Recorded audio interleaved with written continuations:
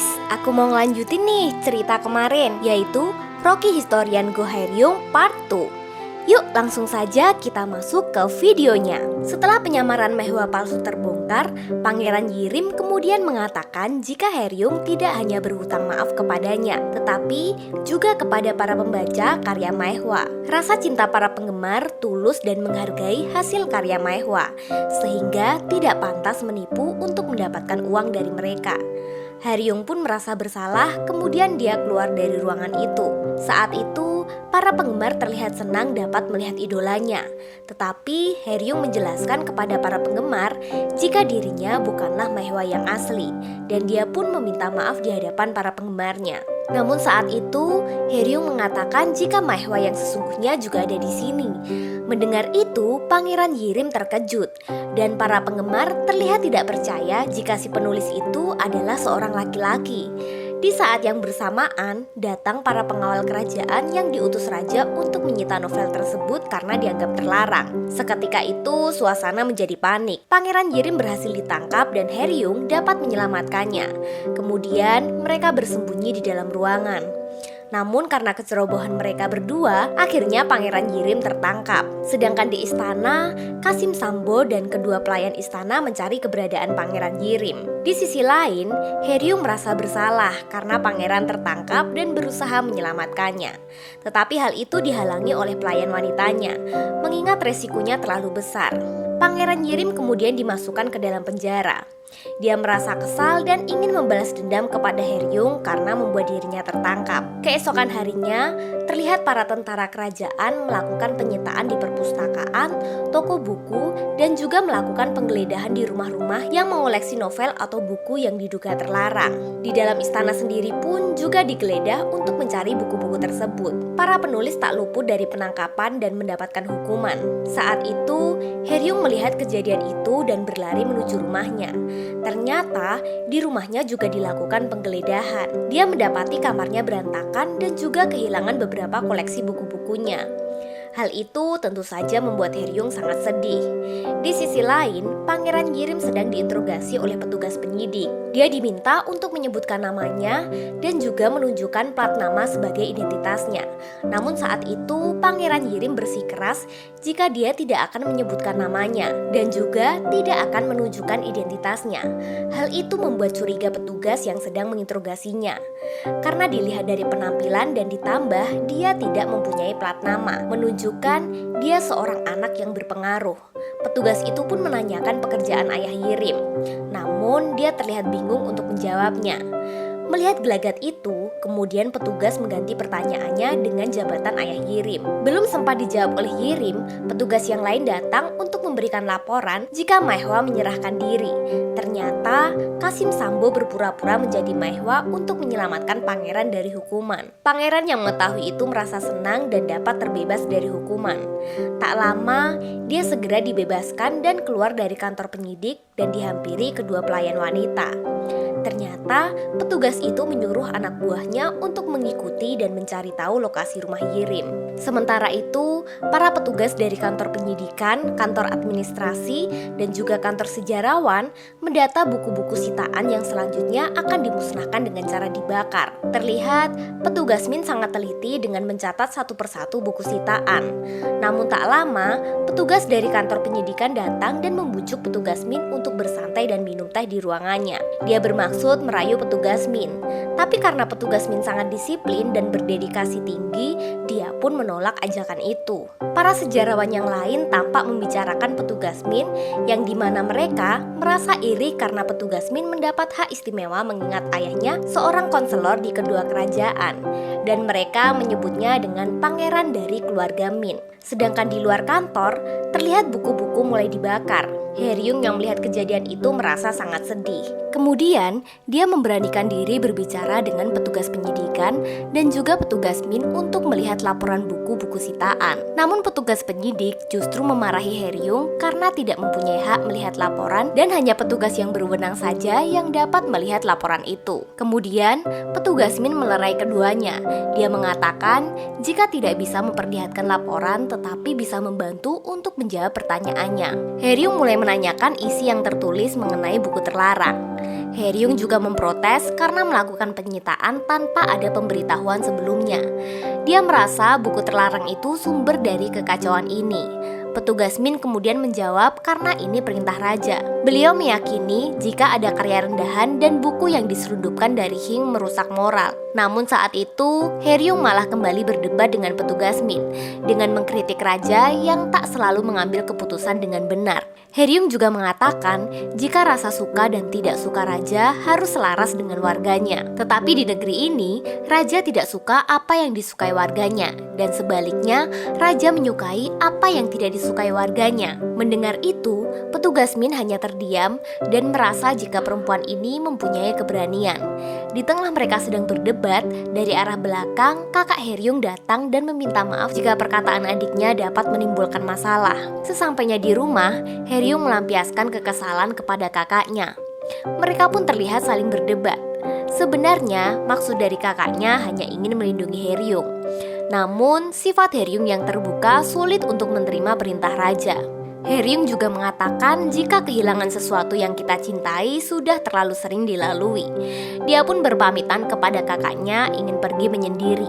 Kakaknya kemudian mengatakan jika sudah menemukan suami buat dirinya dan akan segera mendapatkan surat lamarannya. Kakaknya juga berpesan jika tidak bisa selamanya dia tinggal bersama dan juga melindunginya. Mendengar itu, Haeryung hanya terdiam dan menahan kesedihan. Sementara itu, di istana terlihat Pangeran Yirim menunggu Kasim Sambo pulang. Dia ingin segera bertemu. Tak berselang lama, Kasim Sambo pulang dengan dibantu kedua pelayan istana. Dia tampak kesakitan. Kemudian, pangeran merebahkannya di tempat tidur. Pangeran sangat mengkhawatirkan keadaan Kasim Sambo. Pangeran sangat ingin sekali mengobati luka di bagian yang terkena cambuk. Dibantu kedua pelayan wanita itu, mereka mulai membuka celana Kasim Sambo dan terlihat tidak terjadi apa-apa di bagian bokong Kasim. Kemudian, Kasim Sambo malah tertawa dan mengatakan jika dia lebih memilih menulis surat permohonan maaf dan membayar denda daripada dicambuk. Dia melakukan ini semata-mata untuk mendapat perhatian dari Pangeran Yirim karena sudah diingatkan berulang kali untuk tidak berada di keramaian.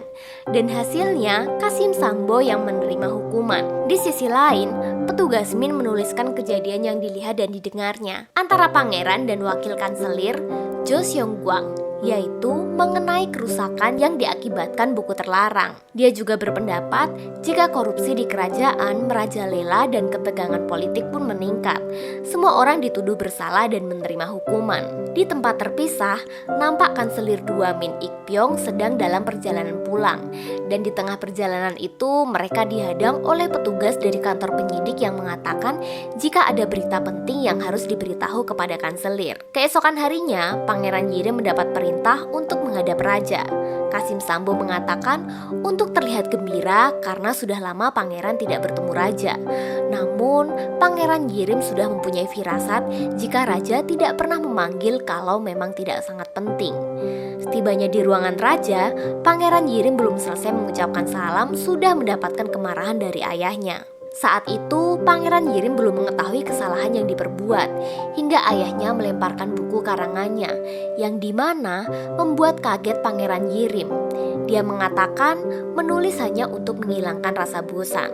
Namun ayahnya terus memarahi Yirim hingga dia tidak ada kesempatan untuk membela diri. Hal itu membuat Yirim bersedih. Ayahnya juga memerintahkan untuk menyita dan membakar semua buku, tinta, alat tulis di Nokseodang, tempat Yirim tinggal, dan melarang membaca atau menulis buku apapun. Pangeran Yirim meminta maaf dan memohon untuk menarik perintahnya.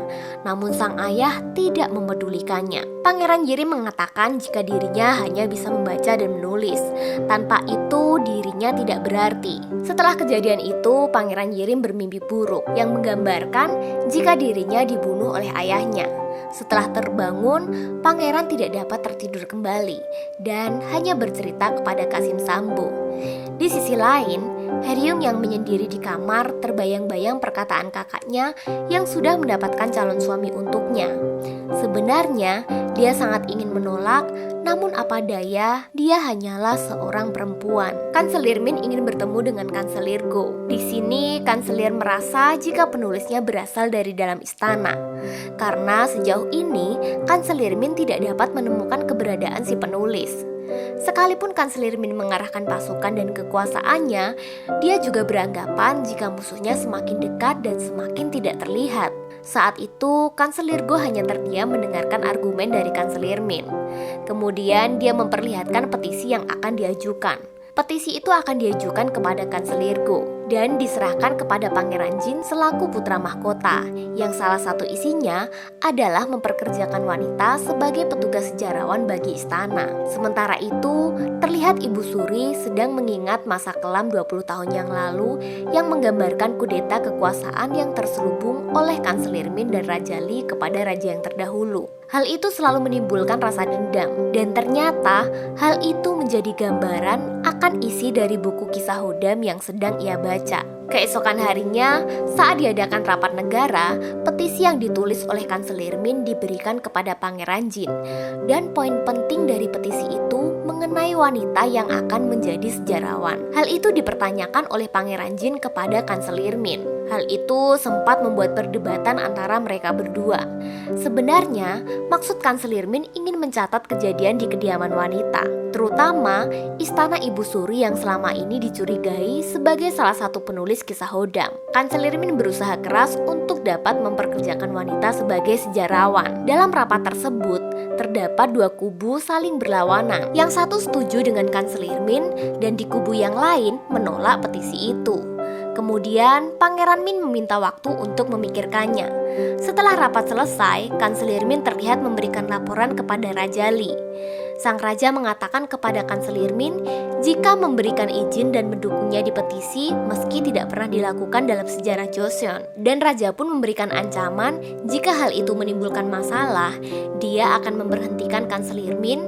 Namun saat itu Kanselir Min mengingatkan jika peristiwa Hodam ternyata 3 orang yang mengetahui dirinya, sang raja dan tentu saja Ibu Suri. Sementara itu terlihat Ibu Suri yang sedang datang berkunjung di kediaman Pangeran Jin. Dan terlihat Pangeran Jin sedang membuku kembali petisi itu. Dalam pertemuan itu, Ibu Suri menanyakan tugas apa yang terlihat begitu berat, yang kemudian dijawab oleh Pangeran Jin dengan mengatakan jika Kanselir Min menginginkan sejarawan wanita. Saat itu, Ibu Suri justru sudah mengetahui maksud dan tujuan Kanselir Min, yaitu untuk menjadikan sejarawan itu sebagai mata-mata bagi dirinya dan adiknya Pangeran Yirim. Dan Ibu Suri mengatakan untuk menerima usulan Kanselir Min. Pagi itu, terlihat Pangeran Jin mengunjungi istana Nokseodang untuk bertemu dengan adiknya yaitu Pangeran Yirim. Pangeran Jin bermaksud untuk menghibur adiknya dengan mengajak minum dan ngobrol di luar. Pangeran Yirim mengira jika Pangeran Jin akan memarahinya. Namun justru sebaliknya, Pangeran Jin memberikan dukungan dan bangga adiknya menjadi penulis manhwa yang terkenal. Pangeran Jin mengatakan jika tokoh dalam karyanya yang bernama Tuan Kim terinspirasi dari dirinya, yang semua ciri-ciri itu terdapat dalam dirinya. Namun dengan pede, Pangeran Jin kemudian mengatakan jika saat itu dia menulis sambil berkaca dan keduanya pun terlihat saling tertawa. Di sisi lain, terlihat Haeryung yang sedang bersedih, padahal sebentar lagi akan menikah. Tak lama, pelayan wanitanya memberikan kabar jika kakak Haeryung sudah menetapkan tanggal pernikahan. Mendengar itu, Haeryung tidak tertarik sama sekali. Pelayan itu berusaha menghibur Haeryung dan mengatakan jika calon suaminya adalah pria tampan dengan postur yang ideal. Dia juga yakin akan menjadi suami yang baik bagi Haeryung. Namun Haeryung sama sekali tidak menanggapi dan malah pergi meninggalkan rumah. Haeryung pergi untuk menemui tukang. Sesampainya di sana, Haeryung bertemu dengan bocah yang dulu sempat diselamatkannya dari rentenir. Haeryung kemudian bermaksud menjual jam kuno miliknya dan mendapatkan uang untuk membeli sesuatu. Sementara itu, di istana sedang diadakan rapat kembali guna menentukan kepastian hasil petisi. Setelah Pangeran Jin memasuki ruangan sidang, dia kemudian mengumumkan jika dia menerima saran dari Kanselir Min untuk mengangkat sejarawan wanita dengan syarat harus mengikuti ujian negara dengan topik yang ditentukan oleh Pangeran Jin sendiri. Sebelumnya, belum pernah ada dalam sejarah Joseon, namun saat itu Kanselir Min mengatakan jika pangeran harus mempertimbangkan kode hukum kerajaan yang menyebutkan ujian negara merupakan ujian yang terhubung dengan pendidikan negara. dan wanita kurang pendidikan dan pengetahuan. Jika mengikuti ujian, sama saja dengan melawan dasar hukum yang sudah ditentukan raja-raja sebelumnya. Namun pertanyaan Kanselir Min dibantah dengan cerdas oleh Pangeran Jin dengan mengatakan saat Raja Taejo membangun Joseon, dia mengumumkan hanya satu syarat menjadi pejabat negara, yaitu pendidikan dan moral. Pangeran Jin juga mengatakan jika dia hanya mengikuti permintaan para kanselir. Hal itu terdengar hingga kantor sejarawan yang membuat petugas yang lain merasa tidak adil jika mereka disandingkan dengan wanita.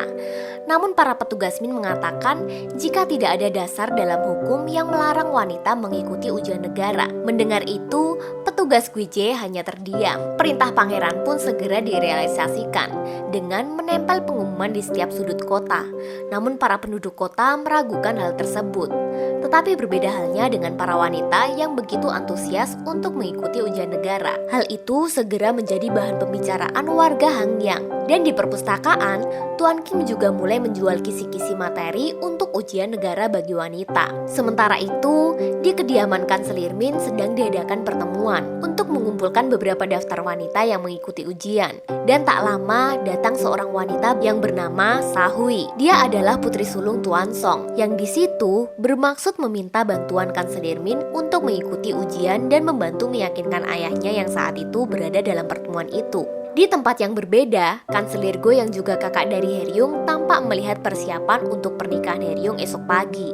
Tak lama, Haeryung datang dan memberinya hadiah berupa pakaian yang warnanya hijau gelap dan Haeryung sangat suka ketika kakaknya memakainya. Pagi itu, persiapan untuk menyambut tamu undangan tengah dipersiapkan. Dan juga, Haeryung selesai dirias, namun tak terlihat sedikit pun raut kebahagiaan dari dirinya. Dan saat tamu undangan datang bersama calon suami Haeryung, suasana semakin meriah, dan saat calon suami Haeryung akan menyerahkan mahar, terlihat dia sedikit ragu-ragu dan meminta maaf karena tidak dapat melanjutkan pernikahan itu. Kemudian ia pun berlari keluar.